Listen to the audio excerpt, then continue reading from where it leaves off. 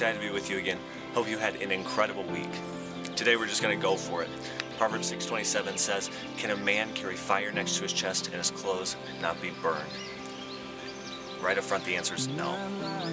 The answer is no. You can't carry fire next to your chest and your clothes not be burned. And so I want to ask you the question right now, what are those fires in your life?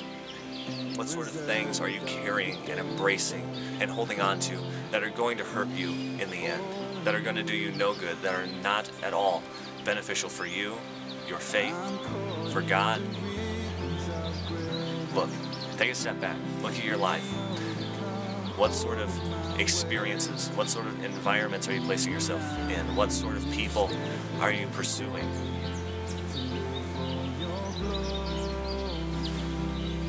I pray that you think about it.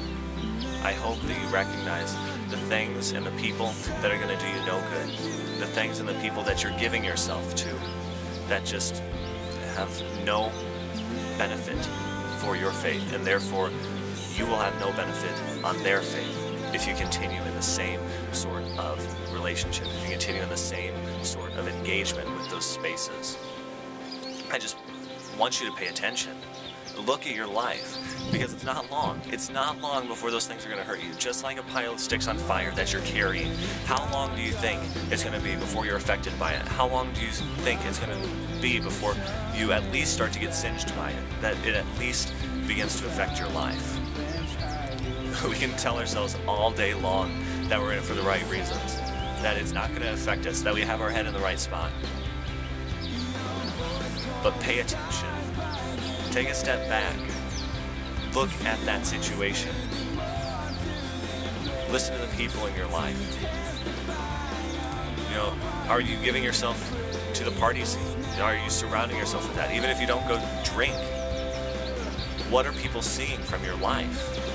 And how long do you think it's going to be before you're influenced by that culture at school? If you're not giving yourself to Christian organizations, if you're not giving yourself to the Word, if you're not investing in God, how long do you think it's going to be before you're pulled away from your faith by school, by the liberal theology that pervades that culture? If you're investing in a person, a non-Christian, trying to pursue a relationship with that person, how long do you think, when you have so much attention invested there, when you have so much of your heart and your life invested there, how long do you think it's going to be before that non-Christian that you're pursuing begins to pull you away from your faith, whether you recognize it or not? These are the things that you need to ask yourself. These are the things that we need to be thinking about. When we do this life, when we engage with those environments, when we enter those spaces, what is this going to do for me and my faith? And how am I going to be able to influence people for Christ here? Yeah, you might have good intentions up front, but how long do you think you can carry that fire? How long do you think you can immerse yourself there and not be affected by it? The same's true in church world. The same's true in regards to the Word and other things, positive things. It's good. Those things are going to benefit you. How long do you think you can go to church and invest in the Word and that truth not affect your heart, that truth not affect your life? But we really need to pay attention to the alternative. How long do you think it's going to be before the negatives of this life, the negatives of this world that you're holding on to, that you're grasping, that you are investing in and placing yourself in those environments, how long do you think it's going to be before they affect you? Pay attention. Get it together.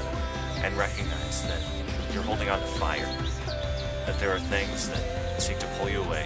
And if you give them long enough, and it's not going to take long, but if you give them long enough, they will. They'll pull you away, and you'll enter a place that you never thought you'd be. So take a step back, look at your life, listen to people when they tell you, when they point out those things, that are those fires in your life, and just make sure that you're investing in the Word, that you're pursuing Jesus, that you are running faithfully to the cross in every aspect of your life, because that's going to be your salvation. That's going to be what's going to pull you out. That's going to be what puts that fire out for you. So when you regain perspective, when you regain focus on the cross that has saved your life.